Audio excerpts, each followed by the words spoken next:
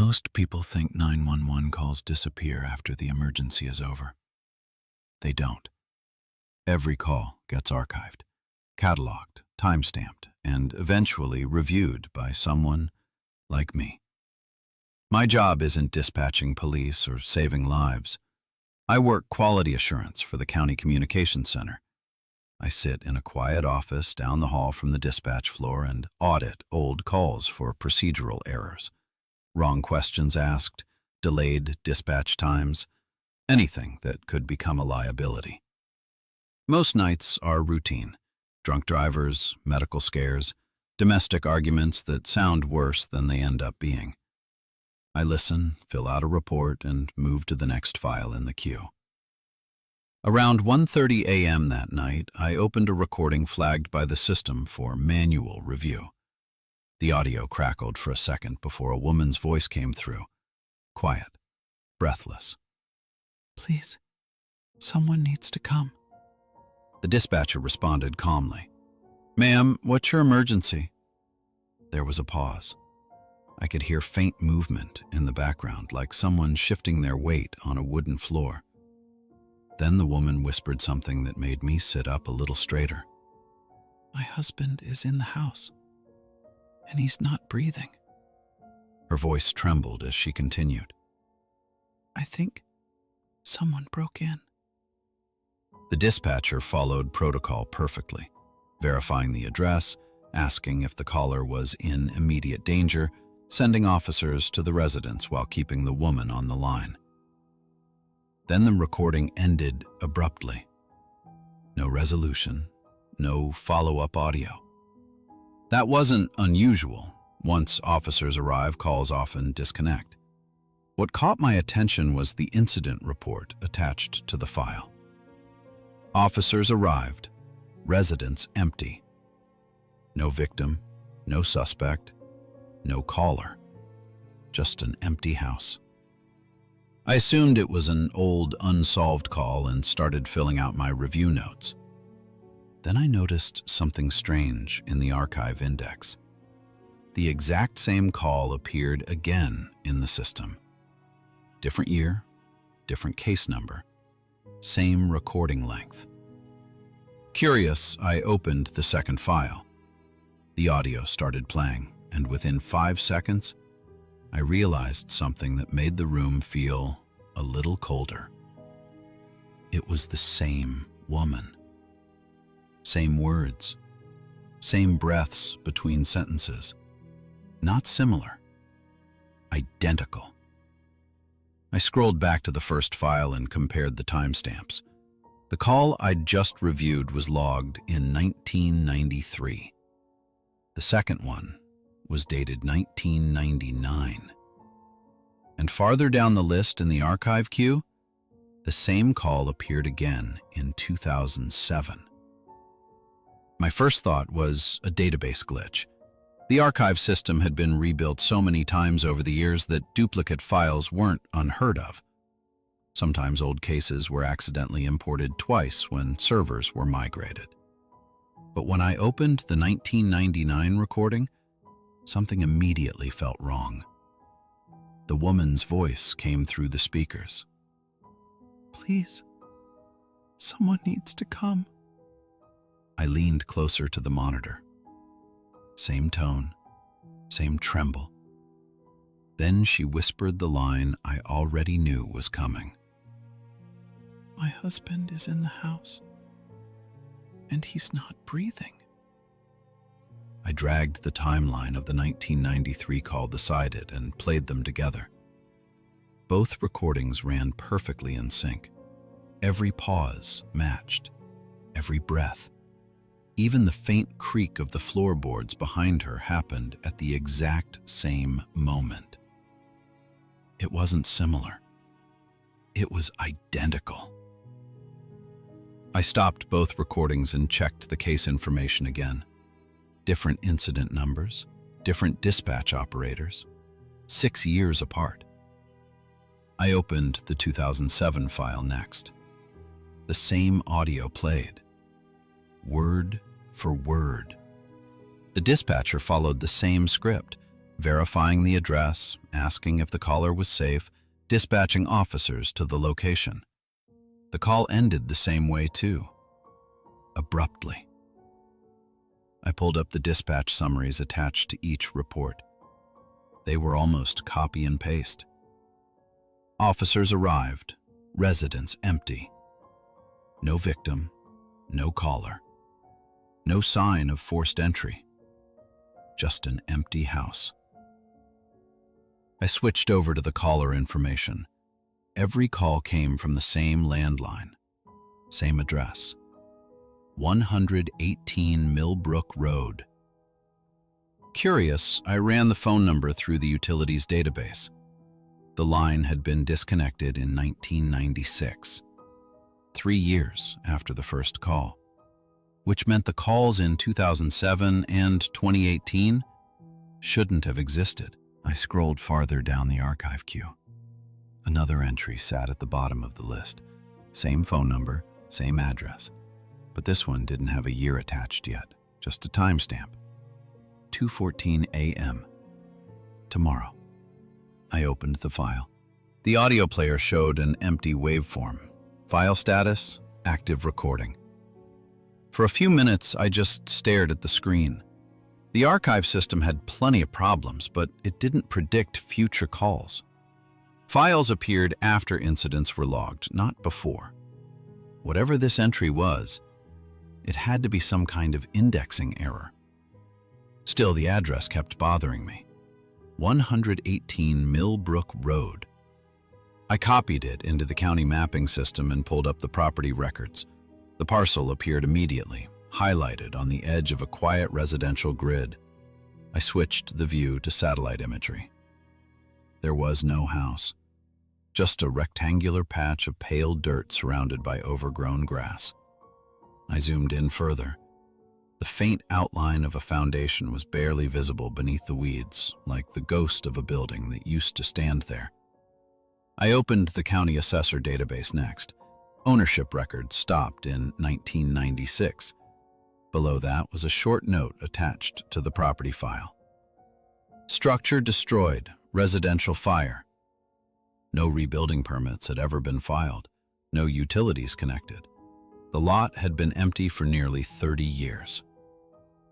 Yet the archive showed multiple emergency calls coming from that address long after the house was gone. I leaned back in my chair and glanced through the glass wall toward the dispatch floor. The room beyond was quiet except for the low murmur of operators handling late-night calls. Everything looked normal, routine. I turned back to the screen and opened the future recording again. The waveform was still blank, but something about it looked different now. A thin bar at the end of the timeline flickered faintly, like the system was waiting for audio to appear. I hovered the cursor over the timestamp. Scheduled call, 2:14. The clock on my monitor read 1:47 a.m., 27 minutes away. Curiosity got the better of me. I pressed play. For a few seconds, there was nothing but silence. Then the speakers emitted a faint electronic hiss, the sound of an open phone line. My hand froze on the mouse.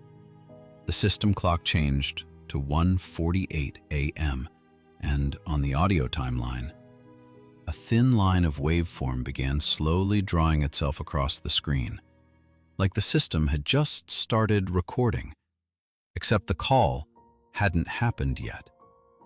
The waveform kept growing, slowly at first, a thin line crawling across the audio timeline as if someone on the other end of the system had just lifted a phone receiver.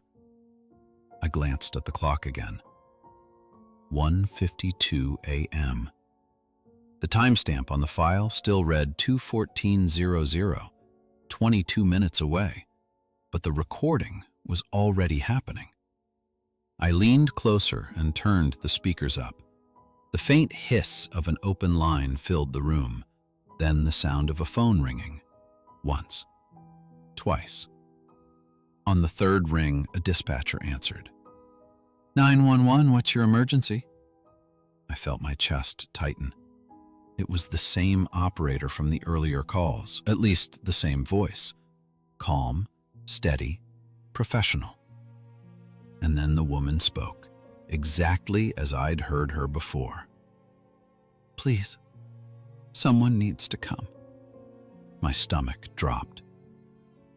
"My husband is in the house, and he's not breathing." The words were identical to the other recordings. Same pacing, same tremor in her voice.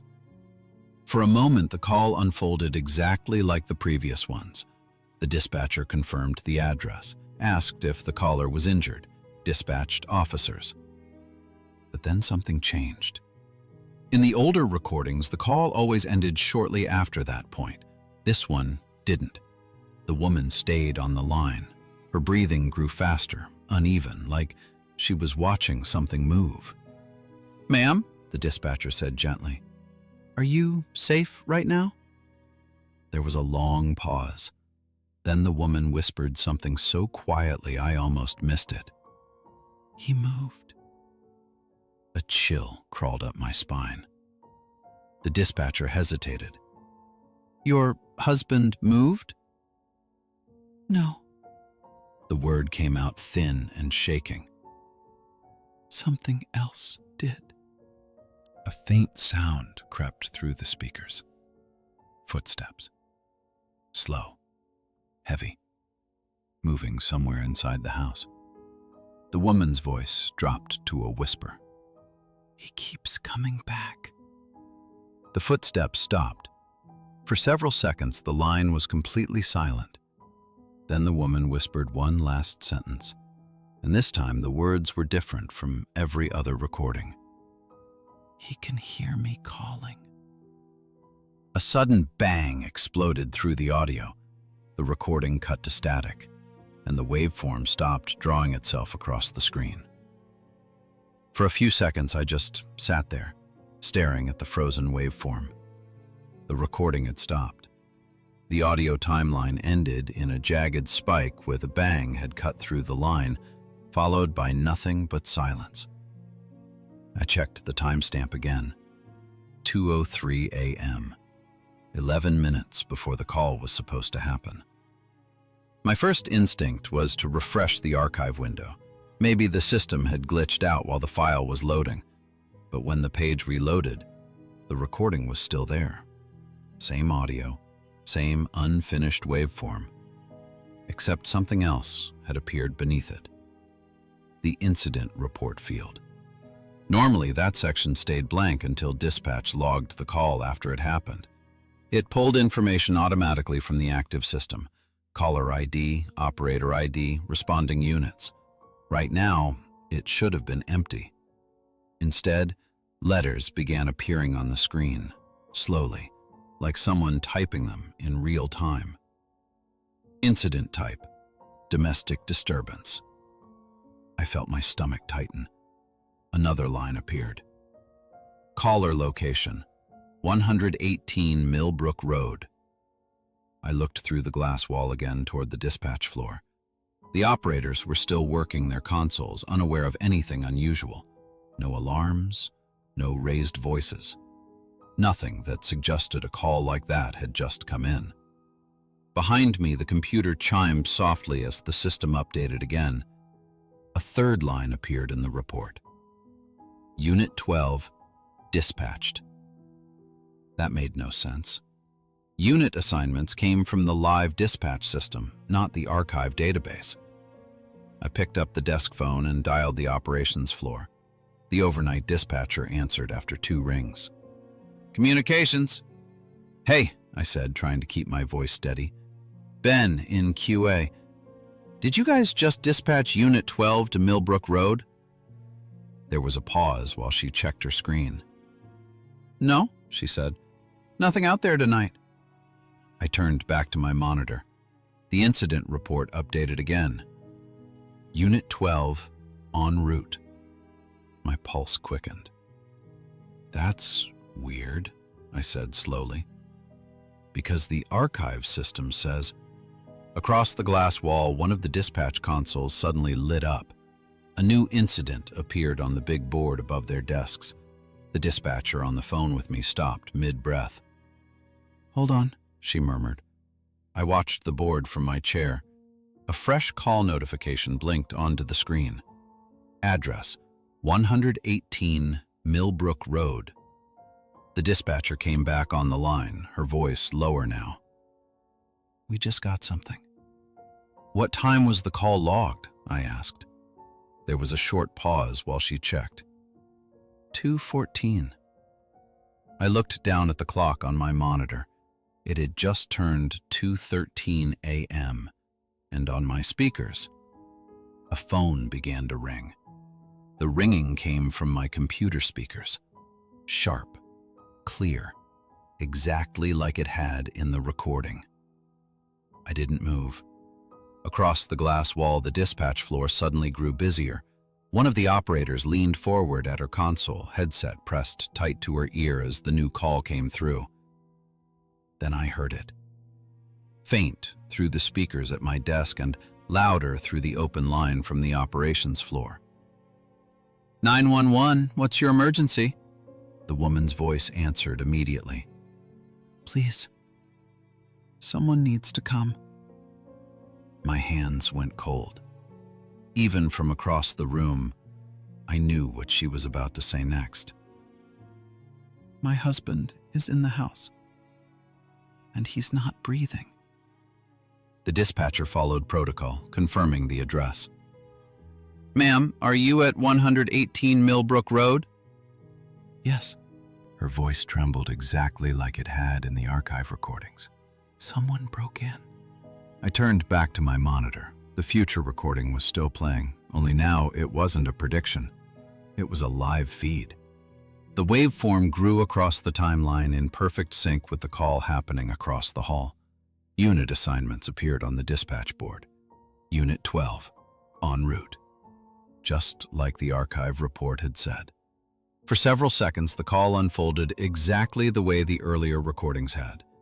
Then the woman stopped speaking. I heard her breathing through the speakers, uneven, terrified. "Ma'am," the dispatcher asked, "are you still there?" A long silence followed. Then the woman whispered something new. "He moved." The dispatcher hesitated. "Your husband moved?" "No."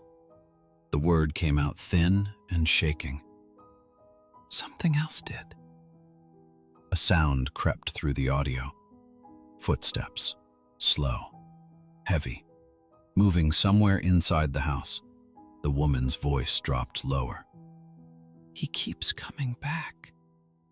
My chest tightened. Those were the same words from the recording I'd listened to earlier. But the call wasn't finished yet. The dispatcher kept the line open. "Ma'am, officers are on the way. Stay on the phone with me." More footsteps echoed through the line. Closer now. Then the woman whispered again. "He's looking at the phone." Something shifted in the background, a dull scrape across the floor. Then a second voice entered the call. A man, low, calm, and far too close to the receiver. "You shouldn't have listened." At that exact moment, my computer chimed. A new audio file appeared in the archive window. Call record, Ben Carter, timestamp, 2:14 a.m., tomorrow. For several seconds, I couldn't move. The call across the dispatch floor was still active, the operator speaking carefully into her headset, trying to keep the terrified woman on the line. But my attention was locked on the new file that had appeared on my screen. Call record, Ben Carter. My name sat in the archive index like it had always belonged there. The timestamp read 2:14 a.m. tomorrow. I clicked it open. The media player loaded instantly. Unlike the earlier file, this one already had a waveform, a short one, maybe 15 seconds long. My cursor hovered over the play button while my brain tried to convince me not to press it. Then curiosity won. I clicked play. For a moment, there was nothing but the faint hum of electronics. Then my own voice came through the speakers. Tight, unsteady. 911. I think someone's in the building. My stomach dropped. Behind the voice in the recording, I could hear the familiar low murmur of the communications center. Dispatchers talking, phones ringing. The exact room I was sitting in right now. In the recording, my voice spoke again. I'm in the QA office down the hall. A faint sound echoed through the audio. Footsteps. Slow. Measured. Moving somewhere in the hallway outside my door. The recording ended there. I stared at the silent speakers. The timestamp on the file read, tomorrow, 24 hours away. Behind the glass wall, the dispatcher suddenly raised her voice. Unit 12 is on scene. Her console lights flickered. Another update appeared on the incident board. Officers arrived. Residence empty. Exactly like every other call. The woman's line had gone dead. Across the room, the operator removed her headset slowly, confusion written across her face. I barely noticed, because from somewhere out in the dark hallway behind me, I heard a single, deliberate footstep. I turned slowly in my chair. The corridor lights beyond my office were off. The building was supposed to be secure, and the archive system on my monitor quietly updated again. A new entry appeared beneath the others. Call record, Ben Carter. Timestamp, 2:14 a.m. tonight. The waveform was already starting to draw itself across the screen. If you worked in a place where every emergency call was recorded, archived, and reviewed later, what would you do if the system started recording calls that hadn't happened yet? Would you ignore it and assume it was a glitch? Or would you start wondering whether the archive wasn't saving the past at all, but documenting what was about to happen next?